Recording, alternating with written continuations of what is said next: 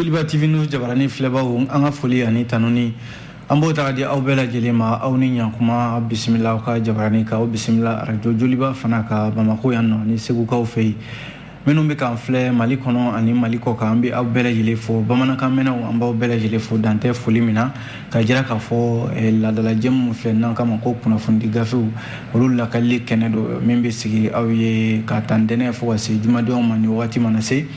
ayiwa gafe minnu mana sɛbɛn an b'a lajɛ ka ye kɛnɛ kan ka se ka bamayɛlɛma bamanankan na min ye gafew b'an bolo kɔrɔ nka u ma ca bi gafe fila dɔrɔn de bɔlen don bi sabu seli ale baaraw bɛ senna halisa ayiwa selikɛlaw olu ma tila selikɛw la fɔlɔ kuma seli min tɛmɛna nin ye seliba an bɛ dugawu kɛ ala k'an ka seliw caya ala ka haminakow bɛɛ lajɛlen nɔgɔya an filɛbaw an minnu bɛ an lamɛn ani an minnu bɛ k'an filɛ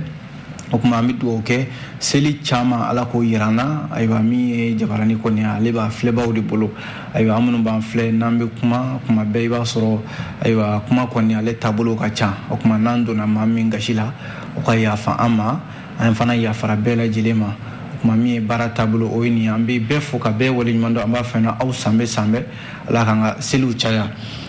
gafew bɛ yan nɔ limanaw min ye l'essor bɛ yan ani l'indépendant o gafe fila bɛ yan an bɛna lajɛ kunnafoni minnu b'olu kɔnɔna la k'olu lakali aw ye walasa a bɛ se ka faamuya sɔrɔ cogo min na o kuma an b'a daminɛ ni faso ka fasidi sɛbɛn l'essor ale kumana a ko min bɛ tali kɛ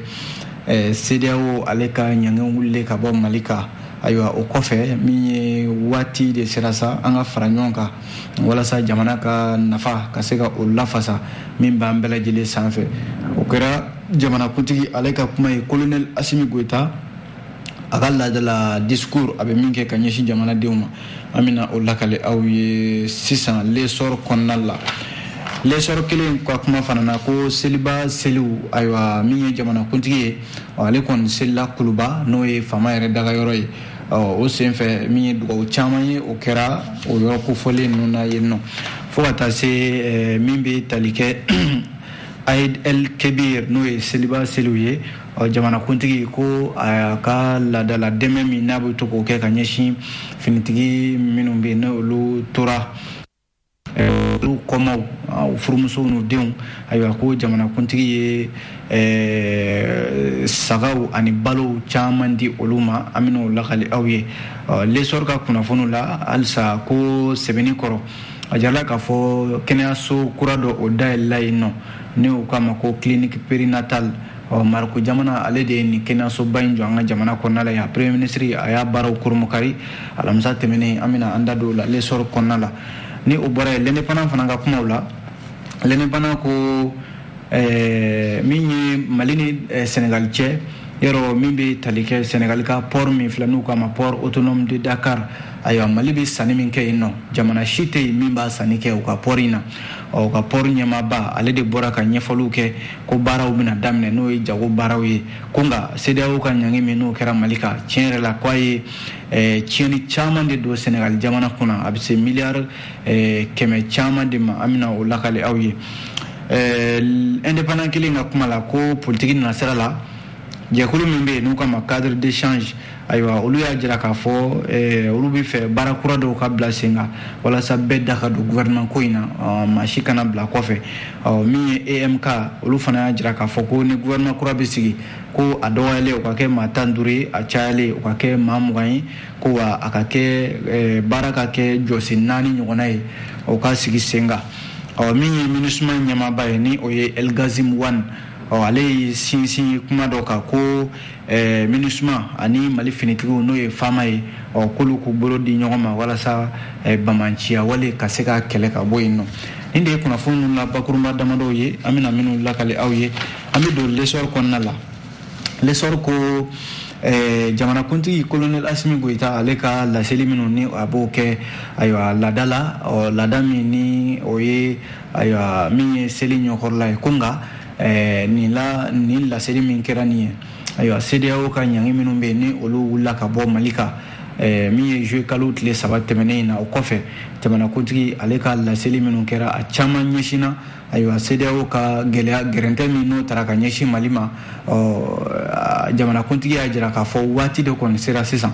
ayiwa waati min bɛ yen n'o bɛ se ka kɛ fara ɲɔgɔn kan ye fara ɲɔgɔn kan malidenw yɛrɛ dama ni ɲɔgɔn cɛ shi kana shi bɔ si la si kana si fasaya si ye sabu bibi na ko malidenw si mago tɛ farafarali la bi n'a fɔra k'a fɔ ko maa dɔ bɛ yen o kɛlen don ka ayiwa gɛrɛntɛ sigi anw da la o gɛrɛntɛ wulila ko an yɛrɛ kana kɛ gɛrɛ ye kan an yɛrɛ furu fara an ka fara ɲɔgɔn kan n'an farala ɲɔgɔn kan a dɔ bɛ dɔ la furanjɛla fanga in aya maaw hakili b'a la a ka kɛ min ye a na kɛ maaw sago ye dɛ jamanakuntigi y'a jira k'a fɔ juma wulada fɛ a ye nin kumakan min lase furanjɛla fanga ɲɛma colonel Asimi Goita a ye foli ba de ta ka lɛsi jamanadenw ma sabu a ko malidenw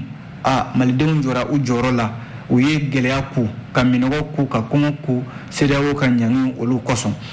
ko n'i ye jateminɛ kɛ ɲangi minnu bilala CEDEAO fɛ ka ɲɛsin Mali ma ayiwa caman kun ye sɔrɔ taasiraw Mali ka nafolo minnu bɛ yen n'u bɛ sɔrɔ CEDEAO ka bankiw kɔnɔna la ayiwa Mali o bɛɛ kun kumaniyalen don an ka jamana ma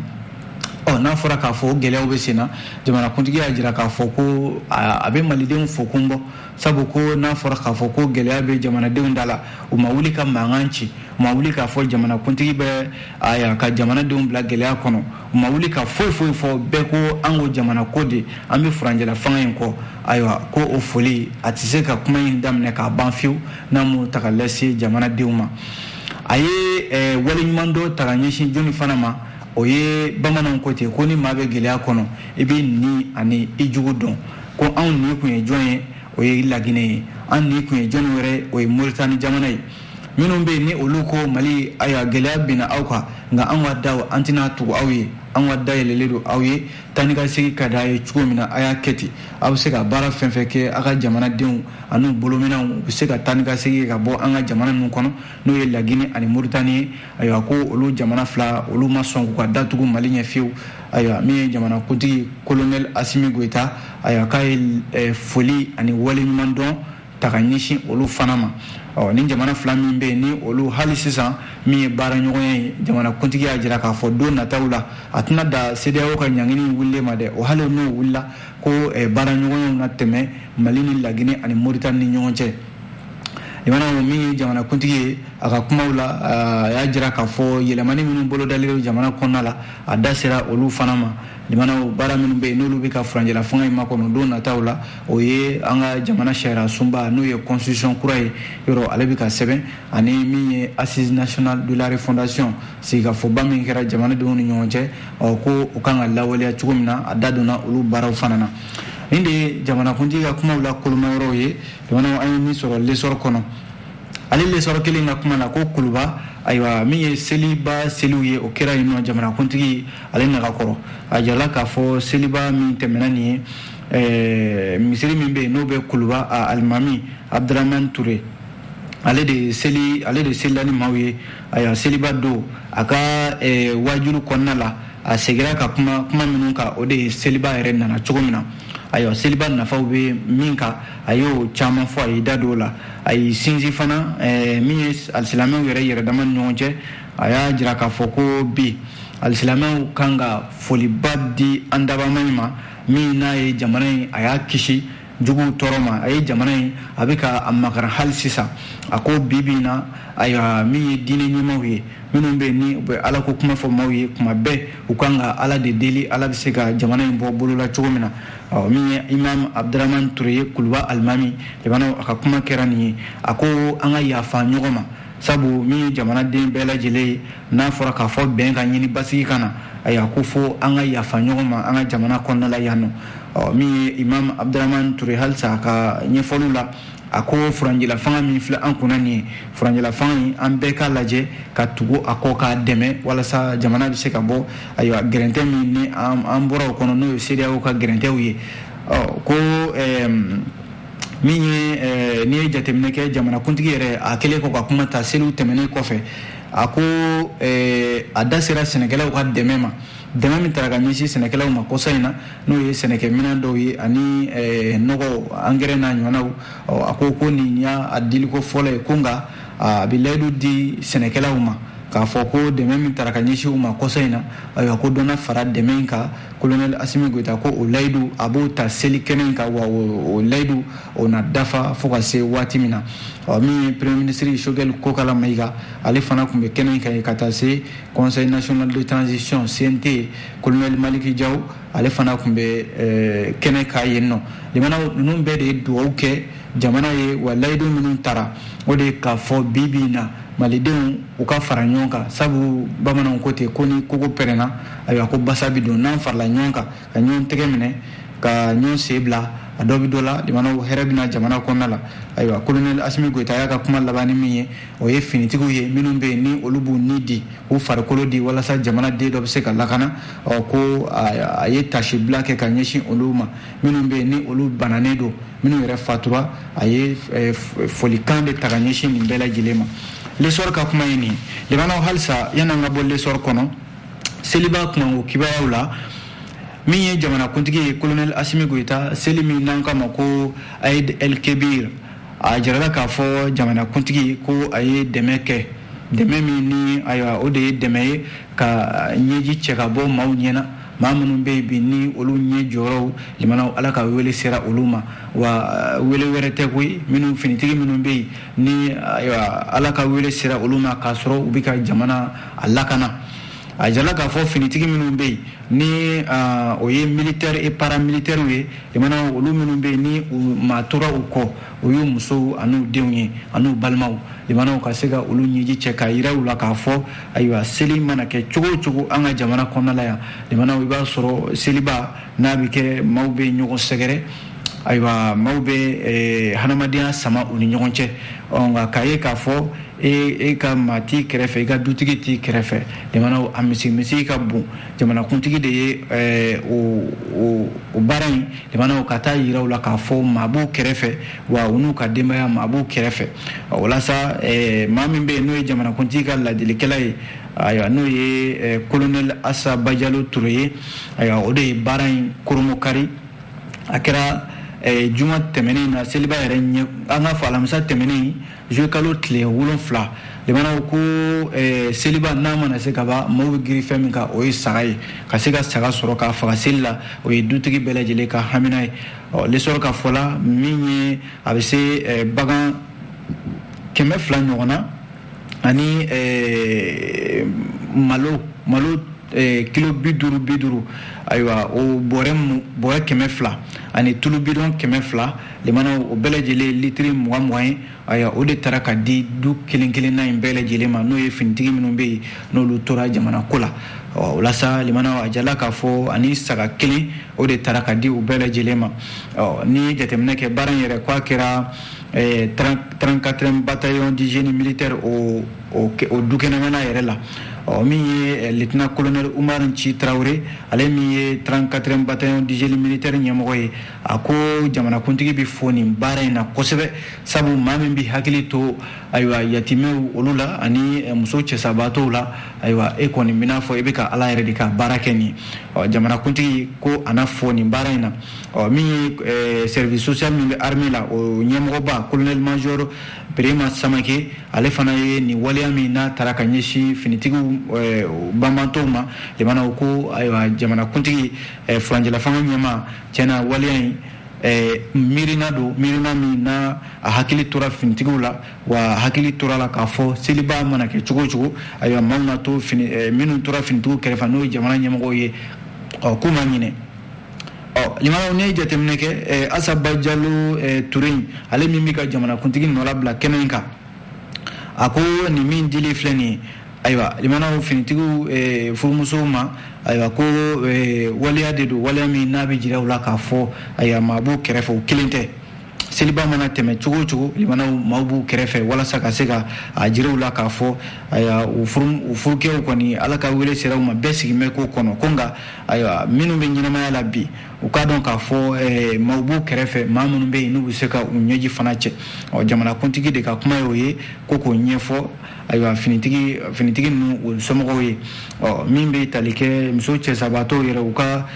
kuma lasela n'o ye madame Tarawele Mariam Kone ale fana ye ɲɛfɔli caman kɛ a ko baara min filɛ nin ye olu kɔni ta ye dugawu de ye ka ɲɛsin furanjɛla fanga in ma bɛn ani basigi o bɛ se ka na Mali kɔnɔna la cogo min na. Yani an ka bɔ lesɔr kɔnɔ an b'a kuncɛ ni kunnafoni ye limanaw ko sɛbɛnni kɔrɔ a jarala k'a fɔ kɛnɛyaso kura dɔ bɛ o dayɛlɛla a Koromukari la premier ministre Choguel Kokala Mayiga ale fɛ min bɛ tali kɛ ministre min fana bɛ yen n'o bɛ an ka kɛnɛyako kunna ani ɲɛtaga badabada madame Jeminatu Sangare ani Maroc o ka lasigiden min bɛ Mali kɔnɔna la yan n'o ye Idrissa Isbayɛn ale fana tun bɛ kɛnɛ kan limanaw ko ni soba min filɛ ni kɛnɛyasoba don u k'a ma ko clinique périnatal Mohamed 5 Mohamed 6 limanaw clinique périnatal Mohamed 6 ale min filɛ ni a dabɔra de limanaw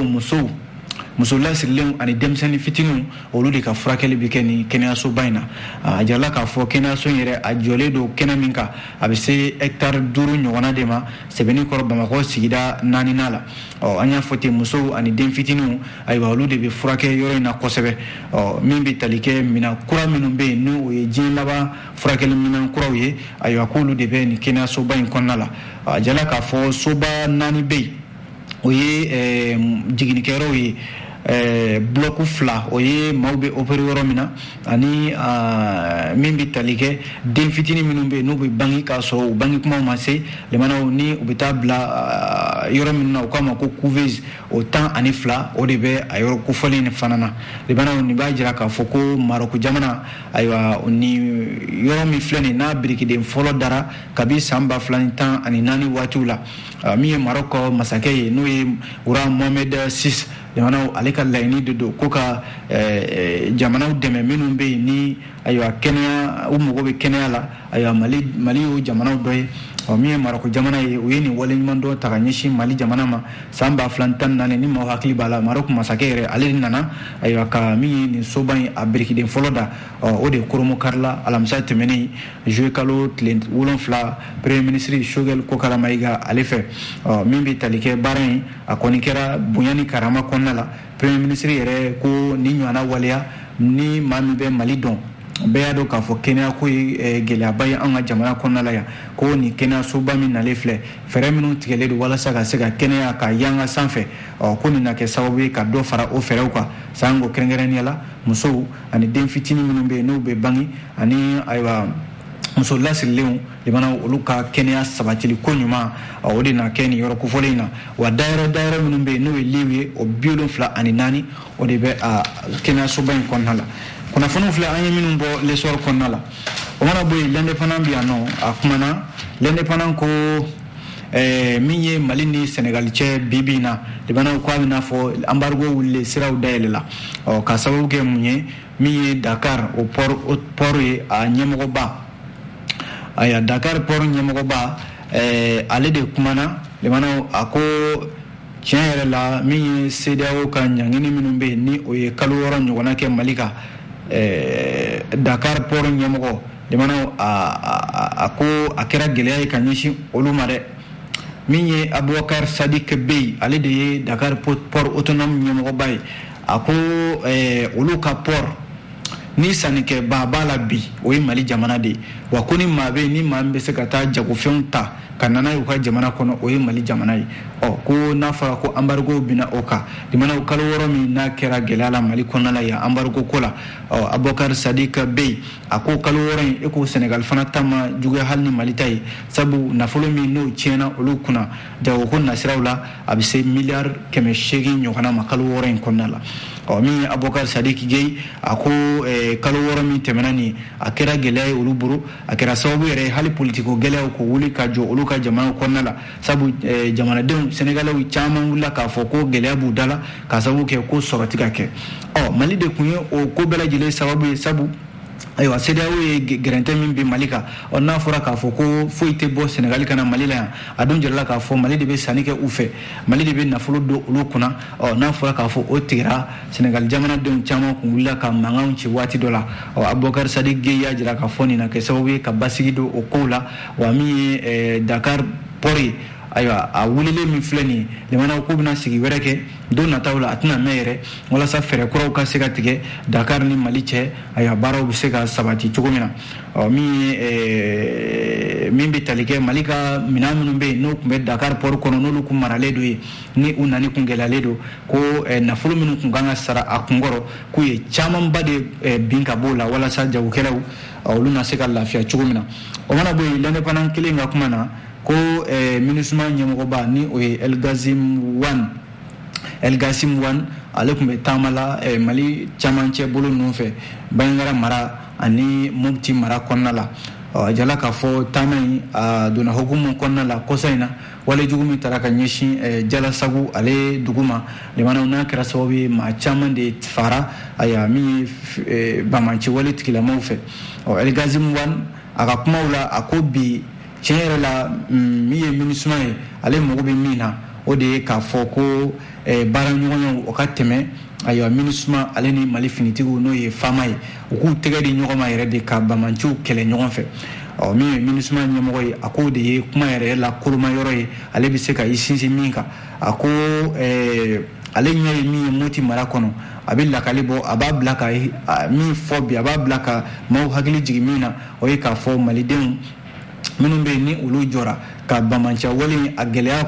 ko limanaw ko a sera MINUSMA hali n'a sɔrɔla a bɛ dɛmɛ ta ka ɲɛsin maaw ma ko nka bi a bɛ fɛ de ani Mali finitigiw k'u bolo di ɲɔgɔn ma ka se ka bamanciya wale kɛlɛ ɲɔgɔn fɛ limanaw ni maaw hakili b'a la Jalasagu ale walejugu kɛra maa caman de bɔra Jalasagu ka boli ka taa ka bɔ dugu in kɔnɔna la ko nka ayiwa a bɛna fɔ finitigiw segira ka taa dugu in k'a lamuni k'a kɔlɔsi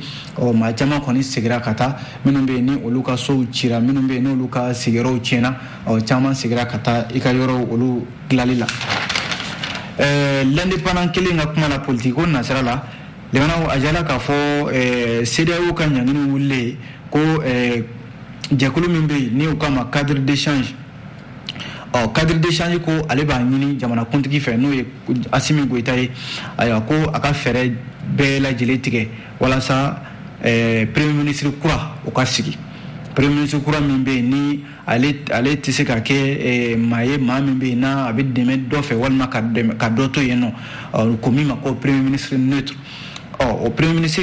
cadre d'échange mɔgɔw ko k'o ka sigi joona joona ko wa ko gouvernement kura o ka bila sen kan gouvernement min bɛ yen ni ayiwa bɛɛ bɛ se ka i yɛrɛ ye a gouvernement in kɔnɔ maa kana bɔ maa la min bɛ tali kɛ CEDEAO ka embargo wulilen cadre d'échange mɔgɔw ko k'olu ka hakilila de kɛra nin ye olu ye ɲɔgɔn ye min kɛ ɲɔgɔn ye a wolola min na olu ka hakilila bolila min kan o de ye k'a fɔ hali CNT Conseil national de transition n'o ye an ka député ninnu ye ko o fana ka falen maa caman ka don a kɔnɔna la a kana kɛ fanga nagakɔrɔmaw dɔrɔn ye minnu bɛ yɛrɛ n'olu bɛ se ka jamana ɲɛmɔgɔw lajɛ ka tiɲɛ f'u ye bɛɛ ka se ka don a kɔnɔna la cadre d'échange mɔgɔw k'olu ye jateminɛ min kɛ embargo in wulilen kɔfɛ k'o de ye nin ye min ye jɛkulu min fana bɛ yen n'u k'a ma ko EMK ale ka hakilila kɛra ko gouvernement de mission kura o ka sigi sen kan o fana dɔgɔyalen ka kɛ maa 15 ye a cayalen o ka kɛ maa 20 ye ko gouvernement ka baara kan ka ɲɛsin jɔsen 4 de ma n'u k'a ma ko axe 4 ɲɔgɔnna o ka sigi sen kan yɔrɔ furanjɛla fanga EMK maaw yɛrɛ ka faamuyali la nin ye a tako sabanan de tako sabanan min bɛ yen n'o bɛna sigi sen kan olu kɔni ka hakilila ye min ye o de ye k'a fɔ ayiwa gouvernement maa 20 walima maa 15 o ka bila a kɔnɔna la min ye jɛkuluba in ye olu ka hakilila la bi ni furanjɛla fanga yɛrɛ ni ayiwa baara b'a bolo o kan ka ɲɛsin ayiwa fɛnba 4 ma o filɛ nin lakana mara cogo ɲuman ani yɛlɛmaniw fo ka taa se kalata labɛnw ma ko ni fɛnba 4 min filɛ nin furanjɛla fanga man ka i sago ni kunnafiyew k'a fɔ k'a bɛ taa baara wɛrɛ kɛ imana kunnafoni filɛ nin l'indépendant de nin fɔ a bɛ dan sigi kɛ kunnafoni di gafew la gafew 2 de kun bɔra bi seli a sababu ye an sera ka min lakale ka bɛn ni waati in ye kuma an b'aw fɔ halisa seli hɛrɛw a n'a karamaw ala ka san wɛrɛ jira an na a k'an bɛn diɲɛ waati wɛrɛ